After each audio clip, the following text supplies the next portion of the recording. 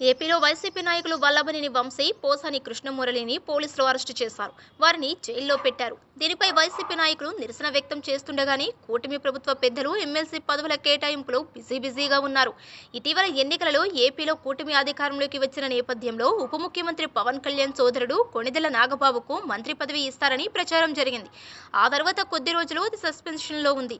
చివరికి ఆ చిక్కుముడి విడిపోయింది. నాగబాబుకు పవన్ కళ్యాణ్ ఎమ్మెల్సీ పదవి ఇచ్చారు.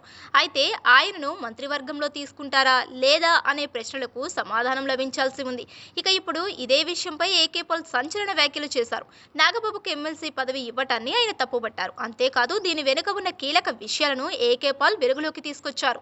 నాగబాబుకు ఎమ్మెల్సీ పదవి ఇవ్వటాన్ని ఏకే పాల్ తప్పుపట్టారు. అంతేకాదు పవన్ కళ్యాణ్ పై తీవ్ర స్థాయిలో విమర్శలు చేశారు. జనసేన అనేది అవినీతి కుటుంబ పార్టీ అని మండిపడ్డారు. పవన్ కళ్యాణ్ తన సోదరుడు నాగబాబుకు ఎమ్మెల్సీ పదవి ఇచ్చి ఆంధ్రప్రదేశ్ ప్రజలందరినీ తాకట్టు పెట్టారని ఆగ్రహం వ్యక్తం చేశారు.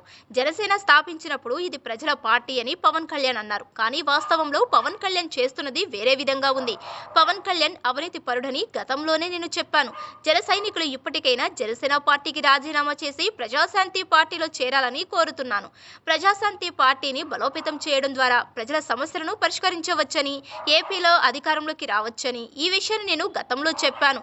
ఇప్పుడు కూడా చెబుతున్నాను. ప్రజాశాంతి పార్టీకి మాత్రమే ఏపీలో అవకాశాలు ఉన్నాయి. ఈ విషయాన్ని జన సైనికులు గుర్తుంచుకోవాలని ఏకే పాల్ వ్యాఖ్యానించారు. సహజంగా ఒక వ్యక్తిపై విమర్శలు చేసే విషయంలో ఏకే పాల్ ఏమాత్రం మొహమాటాన్ని ప్రదర్శించరు. వేరే మాటకు తావు లేకుండా ఉన్న విషయాన్ని మొత్తం చెప్పేస్తారు. ఇప్పుడు పవన్ కళ్యాణ్ విషయంలోనూ అదే తీరుగా మాట్లాడారు. జనసేన పార్టీని కుటుంబ పార్టీ అని, నాగబాబు కోసం పవన్ కళ్యాణ్ ఏపీ ప్రజలను తాకట్టు పెట్టారని ఏకే పాల్ వ్యాఖ్యానించారు.